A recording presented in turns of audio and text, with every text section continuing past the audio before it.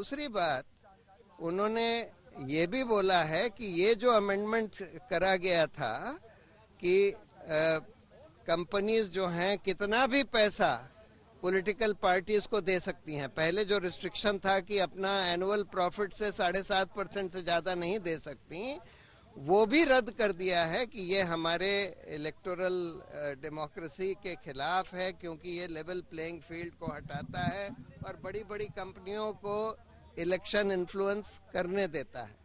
साथ में उन्होंने ये भी बोला है कि जितने भी इलेक्टोरल बॉन्ड्स खरीदे गए और जो जमा करे गए, पॉलिटिकल पार्टियों ने जो अपने खातों में जमा करे, उसका पूरा ब्यौरा स्टेट बैंक ऑफ इंडिया, जिसके पास ये सारी इंफॉर्मेशन है, वो इलेक्शन कमीशन को दे और ये पब्लिक वेबसाइट पर डाला जाए, जिससे कि जनता को पता लगे कि किसने ये इलेक्टोरल बॉन्ड्स खरीदे और किस पॉलिटिकल पार्टी को दिए। धनराशि जमा हुई थी इलेक्टोरल बॉन्ड से, क्या उसका खुलासा सरकार ने सुनवाई के दौरान किया? नहीं किया था ना। तो उन्होंने ये बोला था कि हम एक इंटरिम ऑर्डर था कि भाई ये तुम सारा इंफॉर्मेशन रखो इसकी और इलेक्शन कमीशन को सील्ड कवर में दो। तो अब उन्होंने बोला है कि ये सारी इंफॉर्मेशन जो है, जो अभी तक सील्ड कवर में थी, वो सारी अब पब्लिक करी जाएगी और एक पब्लिक वेबसाइट पर डाली जाएगी। हाँ बोलिए।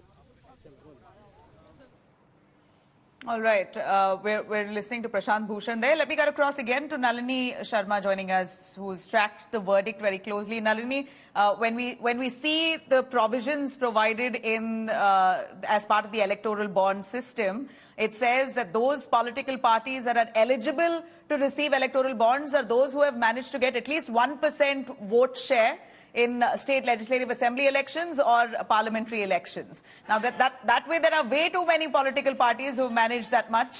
That apart, the system also very clearly says those who want to buy electoral bonds will have to register their KYC, etc. So where did the problem really arise of anonymity?